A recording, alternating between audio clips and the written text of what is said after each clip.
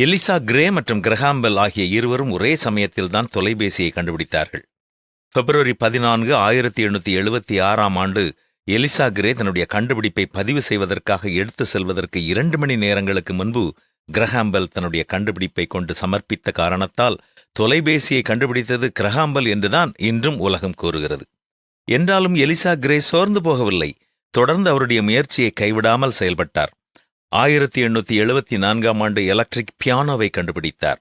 இவருடைய கண்டுபிடிப்பை கொண்டு பிலடெல்பியா என்ற இடத்தில் ஒரு இசைக்கலைஞர் வாசித்த இசையை அதே நேரத்தில் நியூயார்க் பட்டணத்தில் ஒரு பெரிய அரங்கத்திலிருந்து பலர் கேட்கும்படி தன்னுடைய கண்டுபிடிப்பை உலகிற்கு காண்பித்தார்.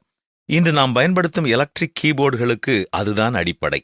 அது மட்டுமல்ல, ஒரு இடத்தில் பேனாவாலோ அல்லது பென்சிலாலோ எழுதப்படும் ஒரு எழுத்தோ அல்லது வரையப்படும் ஒரு படமோ பல மைல்கள் தூரத்திற்கு அப்பால் அதே நேரத்தில் எழுத்தாகவோ அல்லது படமாகவோ வரையப்படும் ஒரு இயந்திரத்தை 1888 ஆண்டு ஜூலை 31 கண்டுபிடித்தார்.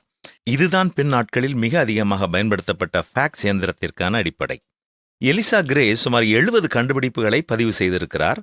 2 மணி நேரங்கள் பிந்தியதால் உலக புகழ் அவருக்கு கிடைக்காவிட்டாலும் உலகம் இன்றும் பயன்படுத்தும் பல முக்கியமான பொருட்களுக்கு அவர்தான் அஸ்திவாரமிட்டார் என்றால் அது மிகையாகாது. இவருடைய வாழ்க்கையிலிருந்து நாம் கற்றுக்கொள்ள வேண்டிய மிக முக்கியமான பாடம் என்னவென்றால், புகழ், பணம் கிடைக்காவிட்டாலும் பயனுள்ள காரியங்களுக்காக நேரத்தையும் முயற்சியையும் செலவு செய்தால் நம்முடைய எதிர்கால மக்கள் பயன்பெறுவார்கள் என்பதுதான்.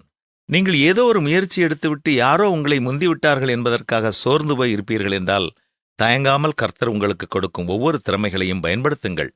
காலம் காலமாக நீங்கள் அனைவருக்கும் பயனுள்ளவர்களாக வாழ்ந்துதான் முடிக்க வேண்டும். உங்கள் ஆத்ம வாழ்க்கையிலும் தோல்விகளைக் கண்டு துவண்டுவிட வேண்டாம்.